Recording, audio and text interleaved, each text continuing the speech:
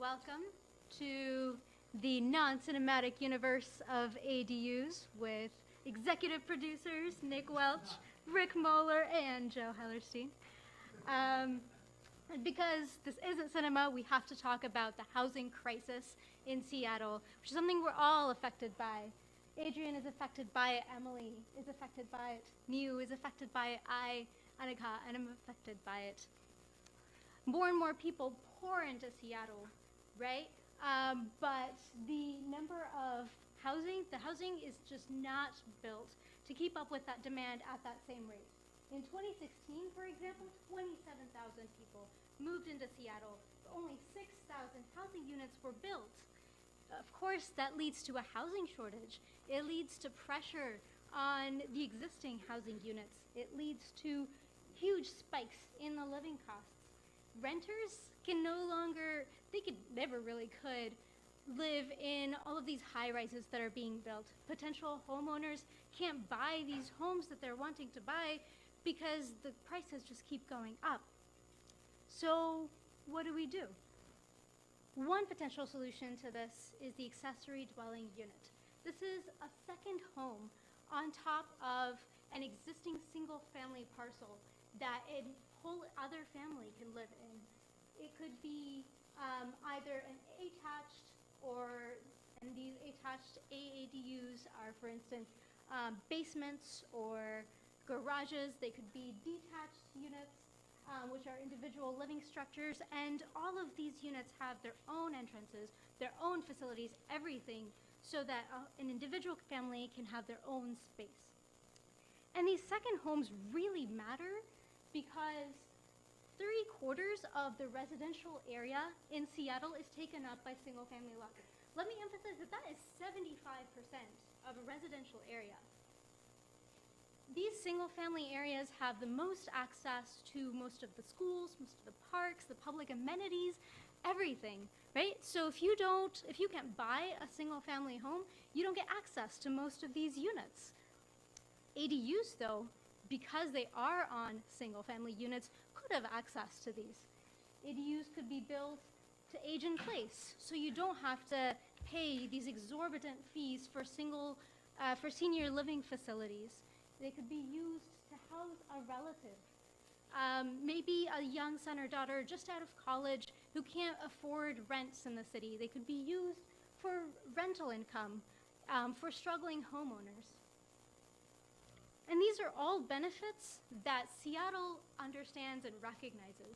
So on July 9th of this year, the Seattle City Council passed a huge bill that dramatically increased people's ability to build ADUs on their property. They did, for instance, now bigger ADUs could be built on smaller lots. 2 ADUs could be built instead of just 1. If you don't have an extra parking space for the extra tenant, that's okay too, right? But just because people can build it, will they? The first legislation that was passed to permit ADUs to be built on single-family lots was passed in 1994. That was 25 years ago, and yet currently 2% of Seattle's single-family lots have an ADU. Only 0.7% of single-family lots eligible for a DADU have one. So although we had this very progressive ADU legislation of any major US city, at the same time, as essential as it is, as much as it's a backbone, it's not quite enough. Just because people can build an ADU doesn't mean that they will, because it's about education also. It's about feeling confident in making choices, having options, being supported. And knowing this, the Seattle City Mayor, Jenny Durkin, signed an executive order on ADUs in which one section provisioned DSSG to produce 3 things. One, that is a historical analysis of the factors that influence people to build ADUs on their property. The second is a user tool, a tool that would allow any homeowner to go in and check their property for details. Can I build an ADU on my property physically? Is it possible? What's the financial feasibility of building something like this? Other questions like that. And the third piece that was really essential was having a citywide neighborhood by neighborhood analysis to guide policy, to guide city planners, to target interventions, so that they could decide, for instance, where to support low-income homeowners by providing some financing to build these ADUs, to really maximize the ADUs in Seattle. Because again, at the core, it's all about education. And so here we are. We were able to witness this historic passing of this legislation. Our team, led by Nick and Rick, we toured these DADUs, AADUs. We presented to the Planning Commission, all while meeting stakeholders, getting input for our final output, this user tool, one package that would allow a user to go in and understand, can I build this tool physically on my property? Can I budget it? Is it financially feasible for me to do something like this? To have links for architects or the city offices to get started with the permitting process, as well as, and this up here is the navigation menu for our current user tool. The last bit, we give access to all of the citywide analysis that we did, which we'll also show you. Future parts of this tool might, for instance, give you access to pre-approved DADU and maybe AADU plans, so that you would be able to quickly start that permitting process, because that can be burdensome too. You might get access to financing from the city if you're maybe a low-income homeowner. So all of this aside, the first bit, the most essential first piece, is the physical feasibility. As a homeowner, can I build an AADU or a DADU on my property? And for that, I'll hand it off to Emily. So as a homeowner undertaking this decision of whether or not to build an AADU or a DADU, I'm faced with this extraordinary gap in knowledge. What do I need to consider? Can I build this? Is it even feasible given my current property? And so our user tool provides an easy-to-use, simple interface for allowing homeowners to simply enter their address and obtain these answers.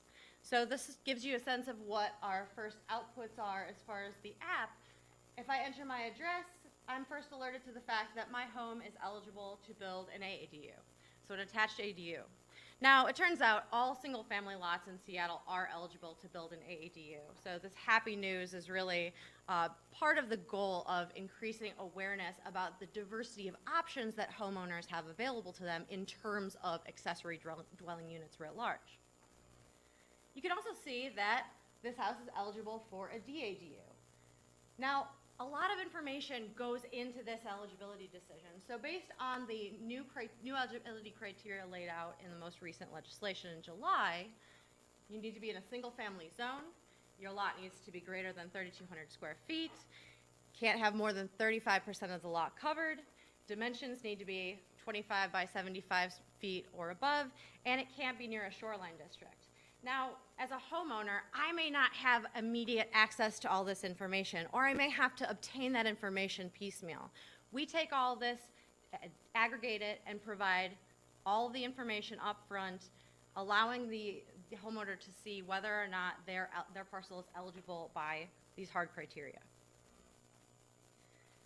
Further, we provide the actual specifications of the homeowner's lot so they can see how they rank on each of these criteria or understand what factors might be prohibitive for them.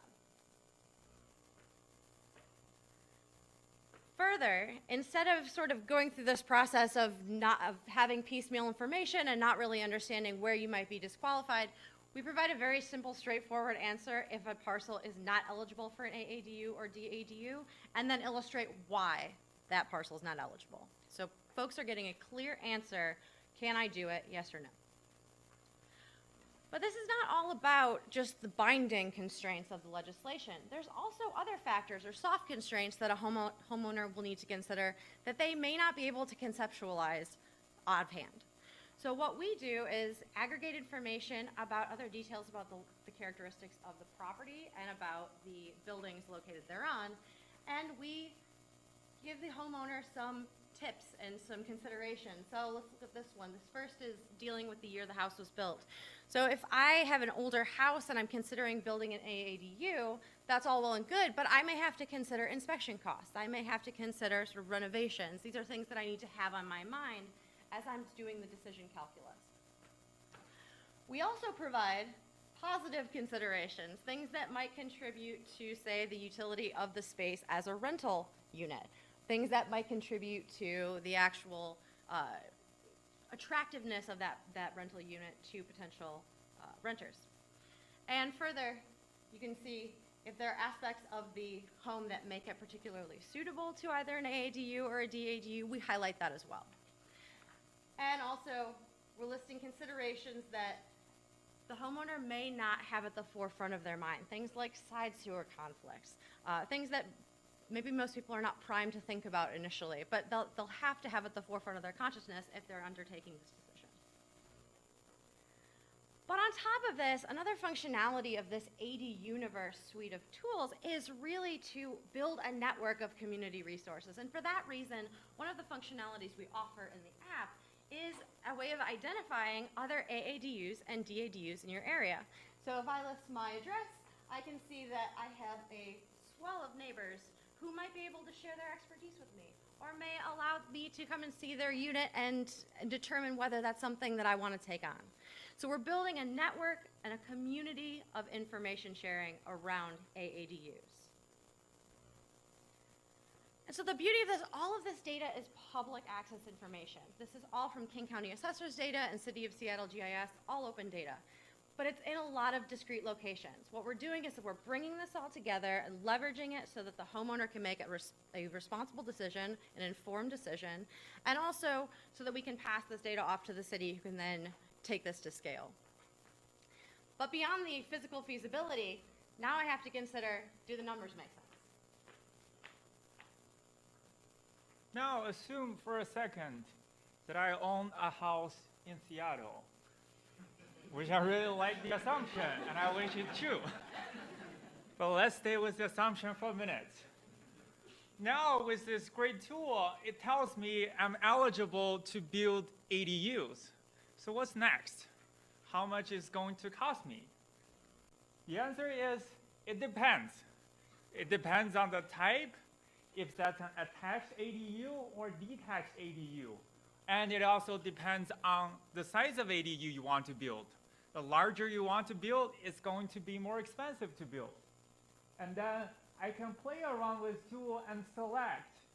Say I want to build a detached ADU, and I want to build a 600 square feet ADU, which is probably approximately 1 bedroom. And what are the costs? I have no idea.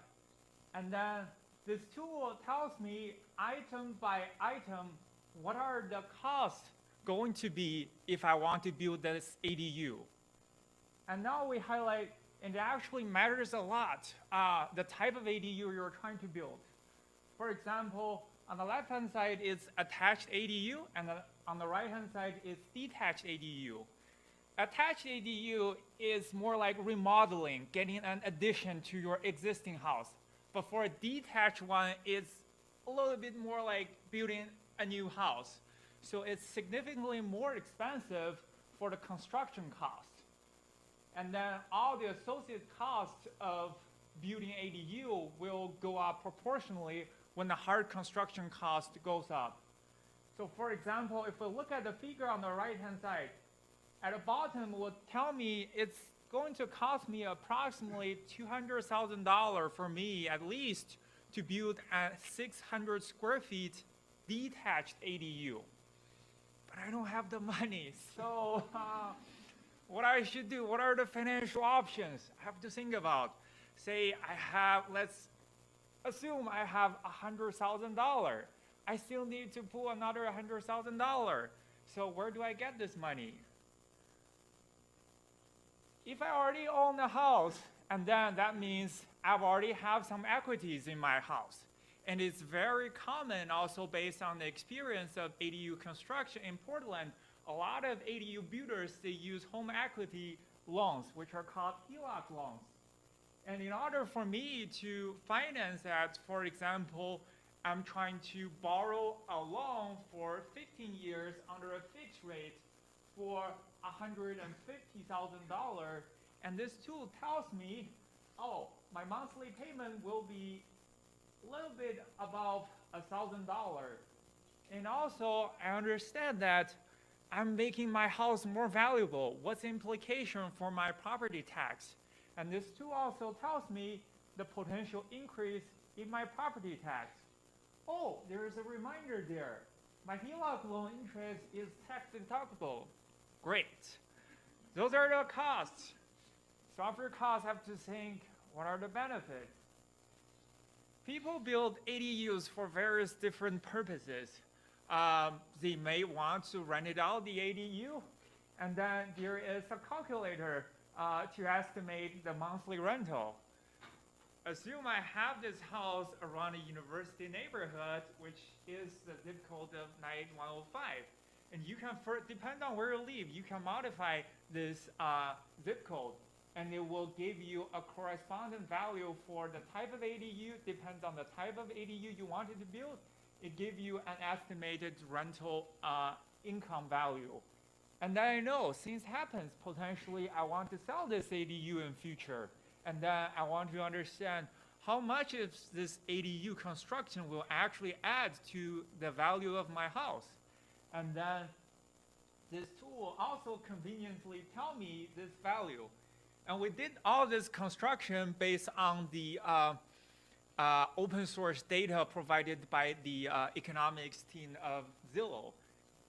So those are all the financial cost and benefit analysis I have to go through for this ADU construction, and this tool provides everything I need for the financial consideration.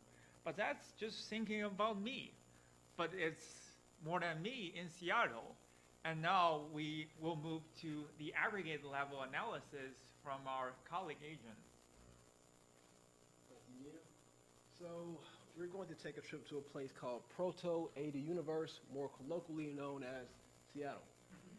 So now that we're all comfortable with where we're at right now, we're going to go over this view for a minute to kind of give you a sense of what a viewer coming into the app will want to think about when trying to figure out where exactly are the ADUs currently that exist in Seattle.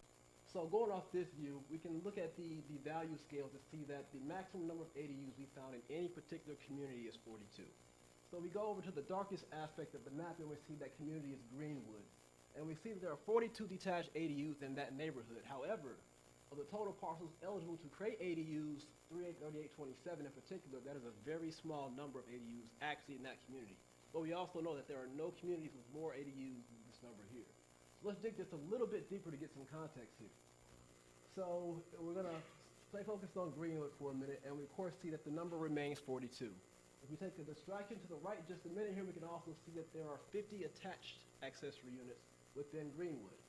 Now, bringing back our attention to the detached units, if we switch our view, which our tool gives you the option to do, to the uptake percentage within Greenwood, we see that there are roughly just a little over 1% of the units actually taking advantage of their ability to create detached ADUs. So the takeaway here is that looking at Greenwood alone, there is a lot of opportunity to expand our ADUniverse, and this tool helps kind of communicate that. So now we want to think about the housing affordability crisis. And so as Niu said, if we're looking at just our units, we're focusing on ourselves. So now the question is, if we want to address the housing affordability crisis, we have to get the city involved. City planners, policymakers, things of that nature. So we thought, what is useful information for them looking at this problem? And that is what this view is meant to help us address. Now, if you notice, the different shades of orange have a different interpretation on this map. So the darker a shade of orange that we see, the more eligible parcels that are in that community to build a detached ADU on their lot. So looking at one of the darker shades on the map, we go south to Mid-Beacon Hill. So we see that indeed there are a large number of eligible parcels in this community, but we also take a look at the median household income, and we see it to be around $70,000. We can easily see that there may be a cost prohibitive nature here to making this a very difficult opportunity to take advantage of for people that live in this community. But maybe that's not all you want to know to be conscientiously thinking about how do we address the housing affordability crisis. And so we dig just a little bit deeper into Mid-Beacon Hill. And so what we have on this view here, focusing just on Mid-Beacon Hill, are some population statistics that may be of interest. So just to kind of go through the measures here, by percentage, we see that roughly just over 30% of the populated households have college degrees. Roughly 68% are homeowners in this community, which could be very useful information to know if you're kind of thinking of a strategy that can use maybe home equity loans. The non-white percentage here is roughly 68, or actually about 70+% here. That could be useful information to consider when thinking about how to strategize your communication. And then, of course, public transportation is a factor as well, and that's just about 20% in Mid-Beacon Hill. So now that we know we have this knowledge at our disposal for any single-family community within the neighborhood, within Seattle in general, what do we do with this information? What opportunities does this provide us with? And we're going to bring it all home now. So two big numbers we want to bring into consideration. One is this number of 114,000. What this number signifies for us is the number of parcels within the city that are eligible for an attached ADU. And so combined with this number is the number of eligible units for detached ADUs in the city, which is just over around 107,000. Now these numbers are not mutually exclusive. So any property may be able to build an attached and a detached ADU. So to put that into context, we're looking at possibly just over 200,000 possible units that can be added to help us address this housing affordability crisis. And these are units that can house maybe not just one person, but maybe families. So you get a sense of the scale here. So how do we go about building this ADUniverse? To put it somewhat poetically, you kind of want to bring the City Planning Commission and homeowners into harmony. So what this does for us, the app is intended to do, which is a prototype by the way, is it gives you a one-stop shop to learn about what are your financing options, how much would it cost me to build an ADU, what kind of policies are involved, is my parcel going to have any concerns for me to think about. All this is in one place in the tool that we're presenting for you. And so, my clicker still works for me. So now that we actually have the prototype of this tool, where do we go from here? So the number one thing for us after this program is over is to get this tool vetted, adopted, and then sent live by the City of Seattle. We'll be passing this over to the City of Seattle IT, and from there they will push our prototype live. But then thinking beyond that and address this crisis, we have to think of how do we still make it an accessible option for people? How do we put policy behind it? How do we put partnerships behind it? And the Block project is actually one that addresses more of the homelessness crisis that is the byproduct of the housing affordability crisis as well. All these things will be referenced in by our vision going forward. And we also see that if this solution, this partial solution to address this crisis actually takes off, it could be looked at as a model across the nation because this solution is very Seattle-based, but the issue is nationwide. So in a nutshell, if we're to wrap up what this entire project has done for ADUs, we would say it's one small step for ADUs, one giant leap for ADUniverse. And just a word from one of our sponsors, the Dove chocolate that kept this all alive. And we would like to finish off with, of course, a thanks for all of our actual sponsors, and thank you for your time.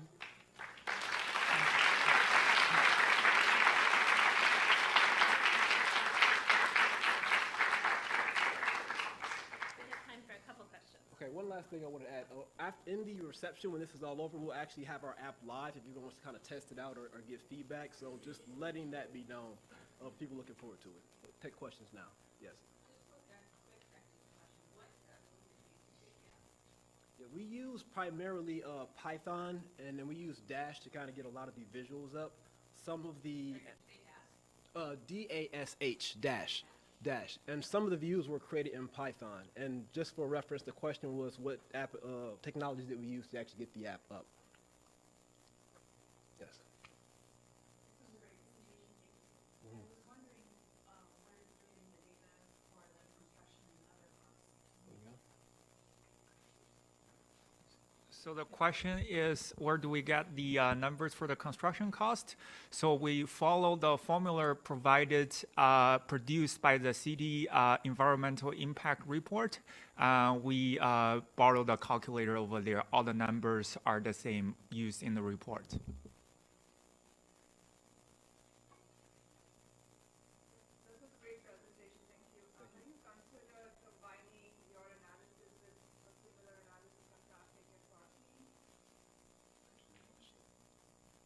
take. You want to take it? Go for it. So the question was, have we considered combining our analysis with similar analysis on transportation and parking?